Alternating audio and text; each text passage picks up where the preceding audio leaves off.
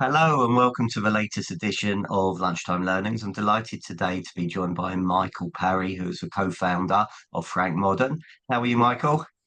Very well, thank you, Stephen. How are you? I'm very well, thank you. I think my dogs are joining in as well to welcome you. So welcome from them as well. So talk to me about your agency career. How did you get in to begin with? Well, you probably get this answer a lot. Um, Fell into it. I studied music at university and fell out of love with it, actually. I had a year off and contracted meningitis at university. It was quite poorly. So had a year off, worked for a year for my father at his doctor's surgery and sort of wanted to work, really. My parents encouraged me to finish the degree, so I did.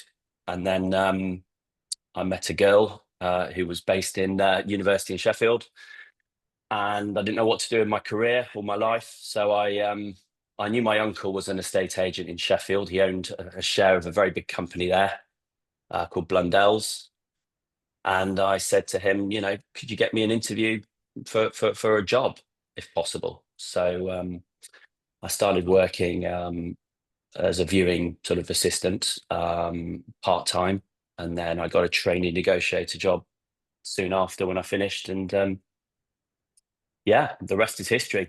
Sort of climbed the ladder there quite quickly, and I was a relief valuer, so it was really good education for me because I was covering people in every part of the city when they're on holiday. So it taught me the value of research and being prepared. It sort of instilled that into me at a very early stage, which I think has really stood me in good stead. I also had some really good good mentors there. A couple of people, Ian Appleyard and a guy called David Vaughan, really good agents. Um, David in particular sort of took me under his wing and taught me how to value a house properly and to teach me, that it's about getting it on under the right terms at the beginning. That will determine your success and the client's success. So yeah, that's kind of been that was my journey in Sheffield in the first stint. I think I was at Blundell's for 5 years, and then they got bought by Countrywide. And I decided to go to London. I was still in my 20s, so we moved to Islington in London. And that part of my education was great because I started at the bottom, like Foxton's is. It's a meritocracy. I think it may have changed a bit more now. You can come in at more senior positions, but back then it was you start with everyone else. So I was starting with all the graduates in my mini, taking buyers out in Angel, and if they couldn't get what they wanted in Angel, I would establish what type of characters they are and what their commute was, and I'd either take them north or east. And it was a really good education because I'd never really seen the buyer psychology and the buyer behavior element of estate agency to that degree. So I really enjoyed doing that job, even though it perhaps was seen at the time as a bit of a step down. And yeah, I became a manager there, one of the managers at Islington, which is pretty much at the time the flagship office, I think, for the company. I think that one in South Kensington were the two highest performing offices. And the people I worked with were, frankly, they're the best people I've ever come across, really, in terms of talent, just unbelievable. People around you and the training and the head office, the whole company is just, in my opinion, unrivaled when it comes to estate agency businesses. And then I kept in touch with a couple of colleagues from Sheffield, and I had an opportunity to come in as a minority owner for a company called Red Brick, and I went into a couple of new territories for them, and we grew that business.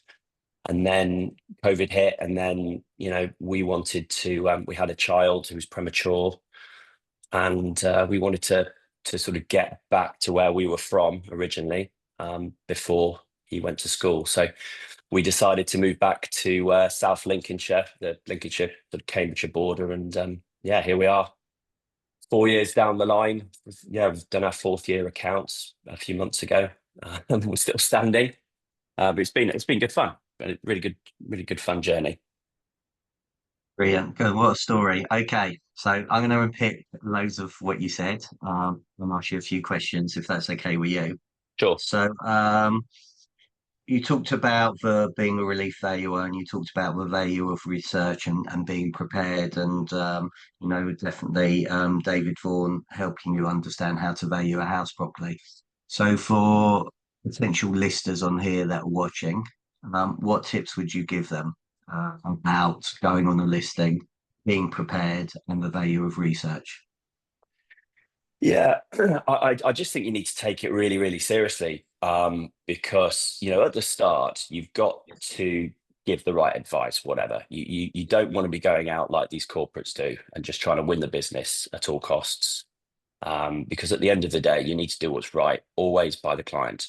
So you need to allocate yourself time in the first instance. There's no silver bullet. It takes time. I mean, I would allocate a minimum of an hour to a property, I would say. Um, Still to this day, I mean, I have assistants in the office who will prepare some of the initial comparable material, but I will still go over it all myself and make sure that I know all the data sets, all the data points I need to know. And it's experience as well. It does. It takes you 6 months minimum to get into it, and you're still learning. I'm still picking up things now, 20 years in. So research is the key. And having these days, the tools we have available to us, I just wish we had them 20 years ago. You can go to a property now, the title number, the size of the plot, the sale history, you've got the right move reports, you've got the data loft, price per square foot trends, all sorts of data sets where you can apply a lot of data. And then obviously the subjectivity comes based on experience. And, that is something that you just need to acquire over time. Are you? Because you keep on answering my next question. So thank you. The next question was going to be, what are the data sets that agents should be using to look at to do their research? But you kindly answered that very well. So thank you. You also talked about the right terms at the beginning. So again, would you mind elaborating on that, please? Yeah, I think you need to learn as an agent, as a valuer, to be a storyteller. So you need to demonstrate to the person you're sat with, the decision makers, that what you are telling them, which is invariably probably a lower figure than other agents have told them while sat on a sofa, what you are telling them will get them the best outcome. So the best price, um, smoothest time frame, the best buyer, all those sorts of things. And you can't just do that without telling stories and showing examples, real life examples of how this has worked. So, for me, being a storyteller is key, absolutely key in that. And if you can get things correct at the beginning, and if you become good at selling houses, as I always would say to the team here, life takes care of itself. 100%. Couldn't agree more. Um, just one of the things I know agents struggle with is getting both decision makers there. What tips would you give to people about attempting to get both decision makers there? Or maybe if it's a probate sale, what can you do if there's loads of trustees and executors? Yeah, good question. I think at point of booking the valuation, need to be asking in the right way. Who are the owners of the property? Are they going to be present? Maybe not use the word decision maker. It's very salesy, isn't it? But just so you can try and get in front of the right people. You can put in a world-class performance with one person, and there's two other decision makers, and they just go off the paperwork. And given you need to tell stories, and there's a lot of effort there, you're putting a lot of effort in to no reward if you're not meeting the right people. 100%. For situations where there are people based around the world, I would be certainly at the very least trying to set up a Zoom conversation and present in that way. If it is difficult to get hold of all parties, it may be a Zoom conversation and a Loom video presentation as well, or just a Loom on its own, but certainly some form of video interaction where you can show and demonstrate what your argument is and why you're saying what you're saying, and then provide them some social proof. Yeah, lovely. Thank you. So Foxtons. So Yeah. you talked about buyer behaviour and you learned all about that. Again, what do you mean about buyer behaviour? Well, what someone tells you on week one um, isn't necessarily what's going to happen in week 4 to 8. So, what they drilled into us was matching buyers requirement to requirement. So you really listen carefully about what their requirements are, why they're looking for what they are, what their commute is like, what they like to do in weekends, all these sorts of information. Do they have a dog? What's the dog called? All these things. So when you're dealing with these buyers, they feel like you really are the trusted advisor. You then, in the first instance, when they're telling you what they're after, you kind of know they're not going to get it for that price, but you show them what it is they've asked for in the first meeting, and then show them a couple of alternatives, which is was the Foxton's way. I don't know if it still is, but you provide perspective to buyers. And then you kind of have to pick them up a little bit after that initial meeting and then kind of re-qualify the situation. Understand the numbers as well, because people will sometimes tell you a budget, but how have they arrived at that budget? If they've been to their bank, they probably don't know what they can afford right now. They've not looked at the whole market. So it's understanding how movable some of these objects are and then testing the boundaries. But yeah, that's the fun part. It's the Kirsty and Phil part, right? Definitely, without a shadow of doubt. You talked about Foxtons being unrivaled agency and what you've seen. Yeah. Why do you say that? I just was blown away by the caliber of the people that were there when I was there. I mean, if you look at the roster there of people, I mean, they've all gone on to be super successful in various other property companies or within the firm itself. So yeah, really, really impressive people. Have you ever been to the contact center? Is it? Is it? No, Yeah, I've heard a lot about it, but I haven't been there. it's something you've never experienced before in an estate agency world. It's just buzzing. There's lots of different pods and bells ringing, and it's very buzzy. It's a lot of high energy environment, I would say. And you see that when you go for the interview, when they go for the selection day. And it's it is superb, and the lengths they go to generate business, the amount of information they go through, planning applications, all sorts of things to try and prospect and get their valuers through the door is phenomenal. Okay. They're very structured Foxtons, Yeah, and very, very disciplined. I know John Hunt obviously was in the army and most probably bought that in, and he did very well. I think he sold it for about 360 odd million pounds. Um, how was that discipline, or how have you used that discipline, and then going to Red Bricks and then setting up your own business? yeah, I'd say that the daily structure is something that, maybe at the start when you're setting up a new office, you obviously have to allocate more time to lead generation. You are effectively, that is your job. It is to get, be a lead generator. And, I suppose being at two very large firms um, before going into Sheffield for a second stint with Red Brick, the leads were falling on your lap. So it was a learning curve, I would say, with the lead generation. But yeah, at the start, you've got to apply more energy and more time and more effort to the lead generation. But when you become more established, I still believe you should have a structure to your day. And maybe not quite as regimented as Foxton's, but we've taken it into our business here in Peterborough. For instance, at Foxton's, it was, if I remember rightly, it was a few years ago. I think it was 8 o'clock or 8 o'clock morning meeting, 8:30 until 12 o'clock was basically call out prospecting. So the valuers were doing their bit, the negotiators were doing their bit.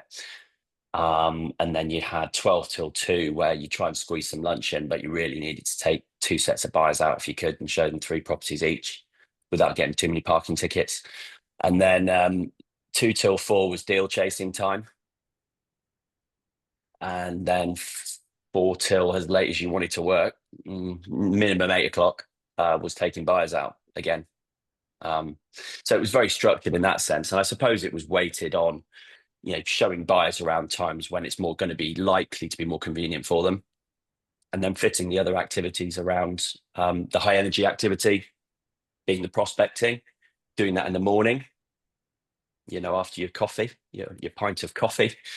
And then in the afternoon, the deal chasing, maybe the less glamorous side of it, but when people are a bit calmer, perhaps. So we have applied some of those things to our business. Although we have, I've tried to create a team here where we sort of specialize a bit more. So we have the right bums and the right seats. We have the right people doing the right things. So, for instance, we have a full-time sales progressor, which has been, I think, one of the best decisions we've made as a company. To have a really high caliber person sat in that seat, I think is incredible.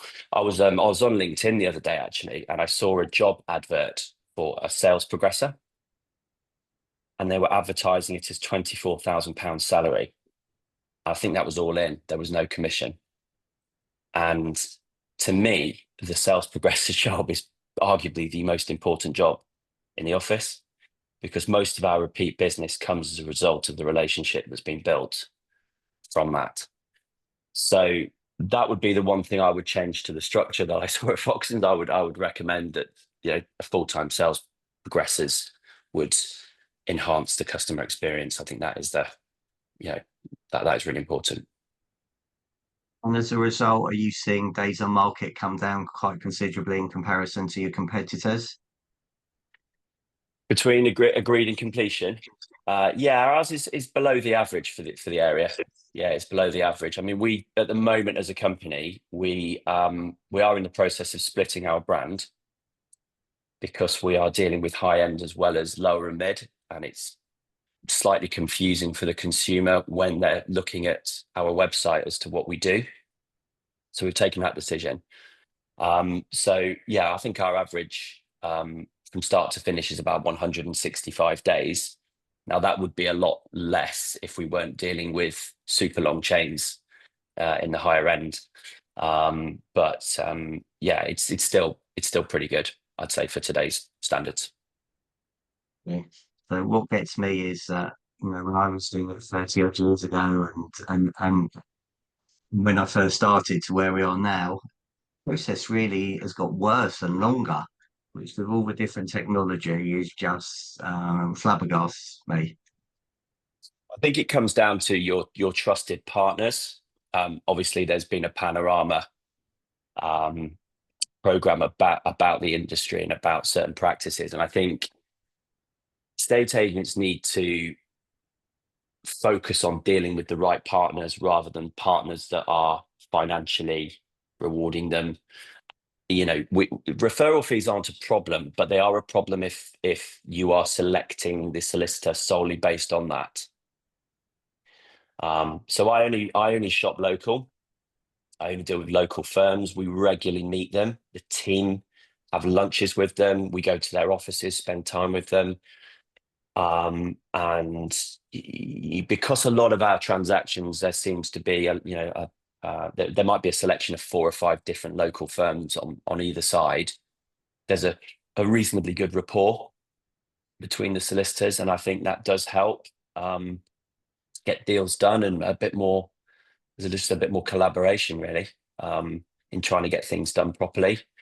So yeah, I think trying to remember what the question you asked now. Sorry, we've gone a little bit It's all right. off I piece. wouldn't worry. But you've answered the questions about, building relationships with local solicitors. Actually, it's really interesting. I was on a webinar. I got invited by a firm of conveyancer, no, search engine, just to ask. And they had loads of conveyancers on there. And I think there was about 120 conveyancers. And I said, just out of curiosity, how many estate agents have asked to come into your office and give an idea as to what you do? And they said none. And for me, it is a relationship. We want to make the process as smooth as we can for the consumer, um, and help and educate the consumer about what's going on.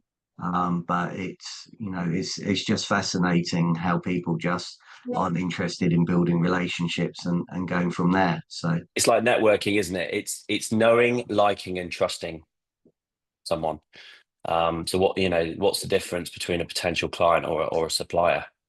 So it's ensuring everyone on the team knows who everyone is. Everyone knows how they like to work, how they like to be communicated with, all those sorts of things. And if you have new members coming into your team, you can bring them into their offices, and they will basically effectively train the staff into the process and the challenges that they experience. great. So you talked about, I just want to go back to Foxtons and then I want to move on to Redbrook and something I read about you and property industry eye. You talked about talent and training at Foxtons. Yeah. So, obviously, and you talked about getting the right people in the right seats on the bus over Jim Collins' book, Good to Great. Um, how do you go and find this talent? And then once you get the talent, training is, for me, a must. Obviously, I would say that being a trainer. Um, but not enough people currently invest in their training. I know there's been articles and discussions in LinkedIn and various WhatsApp group that I see. Yeah. Um, Again, how do you attract the best talent and, how do you keep them by delivering training that's suitable for them? Are you applying that to the context in Peterborough now? Whether it's Peterborough or Foxtons or what they were doing. I mean, Foxton is a conveyor belt. I mean, it's an absolute machine. So, I mean, that's on a completely different scale to probably most agents in the country. They have a conveyor belt of, the right type of characteristics, but people with inexperience, and they just take them and mold them into what they want. For all of us mere mortals working outside of that sort of environment, it takes time, doesn't it? And it also depends on where you're based.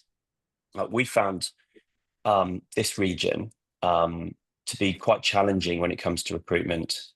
In the first place, it seems to be an area that, I suppose, a little bit like we have, you circle back to, but young people probably flee from it rather than flee to it. It's not really there's a university in Peterborough that's very new, but not really got the attractions that some of the other larger cities may have for the younger people. So we have found a lot of joy recently in actually recruiting non-agents who have got the right characteristics, but you're going to have to budget 6 months of your working time to get them up to speed, really. So the last two hires we've made have been from outside of the industry. In fact, one of the hires was a sports teacher at private school, and another lady was a former teacher and worked in victim support. So we thought we'd make a very good sales progressor, turning out that way. So yeah, it's just regular training. We obviously have signed up to your sessions, and you've brought some excellent guests onto your training program. And we work with some of the other guys as well in the industry as well. It's just making sure you have regular one-to-ones with your team, and you're identifying any elements that need improvement or that they're interested in, would like to know more information on. Right. So thank you, and thank you for your kind words about the training. Um, just something that you said there, regular one-to-ones. Um, I know a lot of agents struggle with one-to-ones and struggle with the time. Um, Scheduled in your diary, monthly, quarterly, um, a set agenda most of the time.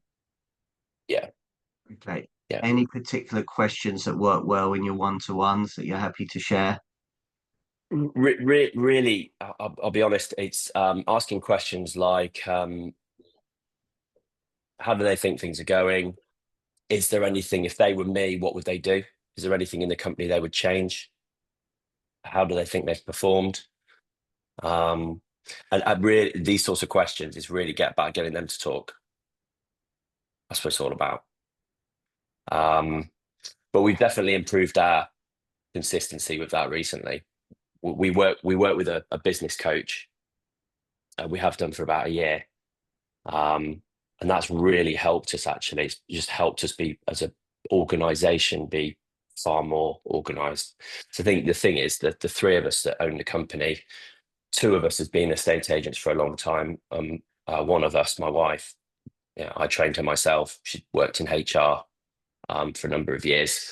Um,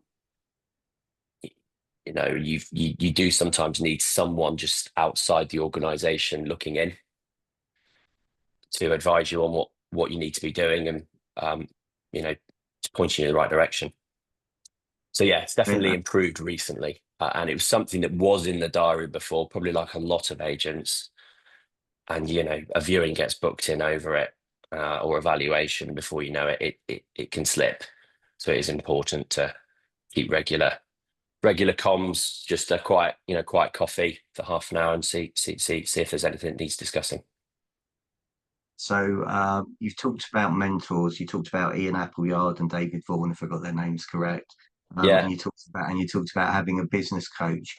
Why do you think agents watching this should have a mentor, whether they get it from Agents Together or a business coach? Well, it's someone who's been there and done it. It's someone who's lived what you're trying to live. So why wouldn't you want the experience of somebody who has trod that path before? It's an absolute no-brainer.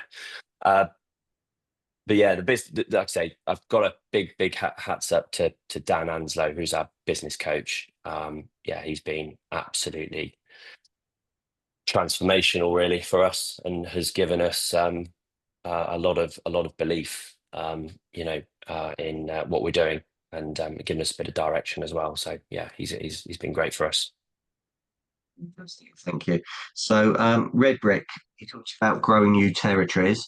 So, there's people on here that be looking to maybe set up a new territory, whether it's on Yeah. the self-employed or whether it's opening their own business. How did you start? Well, back then we would use websites such as Google, quite a good one. I used that actually when we set up in Peterborough as well. And it steered me away from opening up in certain locations as well. Because what it does is it can give you an indication of the transactional volumes, average prices. You can then go on Rightmove and see how many agents are operating in that area, and you can reverse engineer what you think a realistic share of that pie is going to be, and you can monetize that and work out budgets accordingly. Um, in Sheffield, by the time I'd set up the first Sheffield office, we were established in a neighbouring location, which was just south. So we did have a bit of a reputation already, and our name was there, so it wasn't a completely cold start, unlike what we did in Peterborough. But yeah, you got to look at the numbers first and make sure that those numbers work, haven't you, for the territory that you're in. I'll give you an example. There's a market town near us where it's high value properties. And when we were setting up, we were very attracted to setting up there, but there was a high risk because we hadn't worked there before. And we actually checked Google and there were only 300 transactions a year in that market town. So to set up a really expensive high street premises in one of the most expensive towns in the area with that many transactions, when you've not worked there before, no one knows who you are, it's too much of a risk at the time, which is why we chose to sort of operate just outside of Peterborough, because of the high transaction volumes. You know, one postcode that we're in Peterborough transacts on 1,200 transactions a year compared to the 300 in the market town. So you've got to know your numbers. Okay. Do you know what? That's a really great point, because I've been into some agents and we talk about, right, let's look at your numbers, let's look at your market. And they look at me as if I'm an alien from outer space by asking those questions, which is very scary. So thank you for the advice. I'd say Um, that lead generation has been something I've really, really, really got to grips with here. Because I think when I was in Sheffield, that we had a directorship of people that were all very specialist in their areas, and I was fortunate enough to really just be allowed to get on with day-to-day valuation and selling without getting into the other bits and pieces. And I think sort of coming here and having sort of set up sort of just with my wife initially, I've had to add those hats in. So I'd say lead generation has been the biggest thing for us, because we did choose in Peterborough not to have a high street premises when we first set up. And we set up in a serviced office, with a Rightmove account, and that was it. And we had to eat what we killed, effectively. Okay, so that goes nicely into the Property Industry Eye article of March the 17th, 2021. New agency launches looking to do things differently from other agents, and you usually get the high banter, if that's what they call it, or Yeah, abusers, if that's what they call it. And they definitely laid into your company. yeah. And 4 years here, it's still going. So Still what have going. you? So what have you done differently then? Well, it's been a learning curve. Um, so at the start, from the very beginning, my master plan was I was going to do a bit of a Foxton. I was going to work for free and get some boards up. So I was going to buy some boards. So we sent out, I think it was 10,000 leaflets. That said, basically, we will sell your house for free. I didn't want to discount it, so that cheapens what we do. I said I'd do it for nothing. 10,000 leaflets went out. How many phone calls did we get? One. One call. They were our first clients. We did them a good job. They actually, at the end, paid us. They felt guilty, so they paid us, bless them. And I think we did one other. We did one other under that promotion, and then after that, it was all systems go. But yeah, lead generation for us has been a combination of social media, at the start, the instant valuation tools and that sort of thing. We worked with a chap called James Cocker. Yeah, He's a good guy. And interestingly, I did message James the other day. I went to a property who instructed us. It's currently going through at the moment. And my business card with our old branding was on the notice board in the kitchen. And that was one of the first leads we got from Facebook 4 years ago, and wasn't ready to move, wanted some advice, and they came back to us. So that was great. So yeah, Facebook ads, direct mail, different types of direct mail as well. So we do on the market direct mail, we do off the market quarterly updates for properties above a certain sort of value, which works pretty well. Yeah, I think direct mail is probably our biggest outlay, but it gives us our best return on investment. It's just making sure you push the right content out to people. Don't be the same as everyone else, and add value where possible.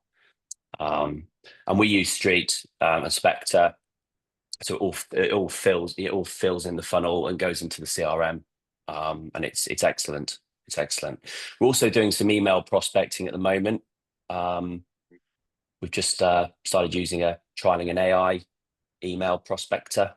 We've turned that on for valuations we've been to. Been doing it for 2.5 weeks. I think we've got 3 instructions from it. That's interesting. Yeah. So I don't want to promote too many things to my competitors, but no, it's definitely been quite a good return so far. So yeah, might turn the dial up on that one. So yeah, you've got to try things, haven't you? It's test and measure, as my business coach says. 100%. Okay, brilliant. So you are constantly learning and always looking to improve. Um, what out there are there any particular speakers, books, podcasts that you think people should be listening to that have helped you? Well, yeah, I mean, like I say, we're splitting our brand. I'm going to be running the Plus brand within the team. So certainly the Complete Agent podcast, if you want to get into the high end, I would Yeah. recommend that wholeheartedly. Very, very good guys, those 3 chaps that are there, Ian and David and James. They've got a good podcast on lead, basically a lot of lead generation and making sure you're positioning yourself correctly in the market. Other books and podcasts, Phil M. Jones. Love a bit of Phil M. Jones. What to Say? Been introducing that. I got some exciting news about Phil M. Jones. Go on. Can't say because then I have to tell everyone it'd be breaking news. They've heard it here first. But save the date for January the 16th, 2026, 12 o'clock to 1:30.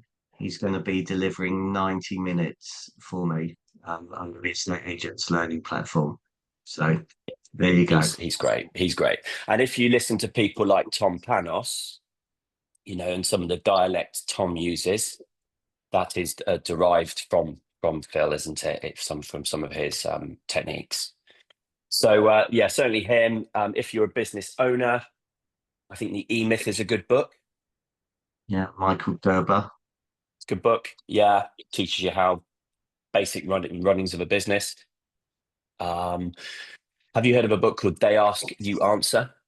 Marcus Sheridan. Yeah. In fact, I was The hot talking to tub guy, the swimming pool guy. Yeah, I mean that's a good one. I listened to that when I first set up actually.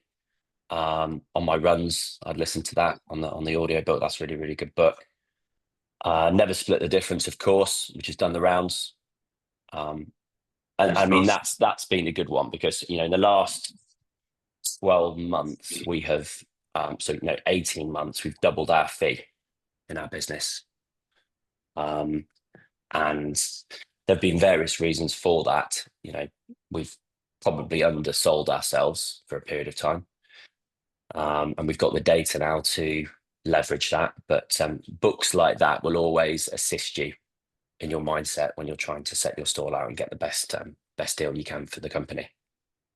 Yeah, well, you've been an amazing guest. Thank you for your time. Thank you for sharing so much gold. If people want to get hold of you, Michael, how do they do that, please? I am on LinkedIn. I'm quite active on LinkedIn, so you just reach out to me on LinkedIn, add me on, and I'll accept. Brilliant. Well, look, everybody, thank you very much for watching. I really appreciate it. Like it, share, subscribe. And also thank you for twisting my arm and sharing my breaking news as well. So Very exciting. have a good one, everybody. I look forward to seeing you in the next one. Cheers. Bye.